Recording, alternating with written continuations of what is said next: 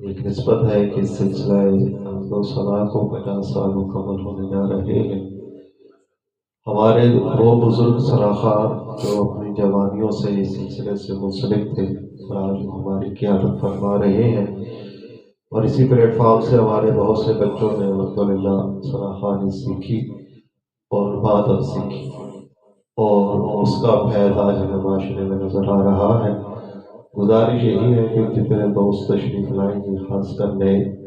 مختصر سا 4-5 اشعار پر مشتمل کلام پیش فرمائیں، اور جو سامعین ہیں ان کی دل و دماغ کے ساتھ محفل میں حاضری بڑی ضروری ہے۔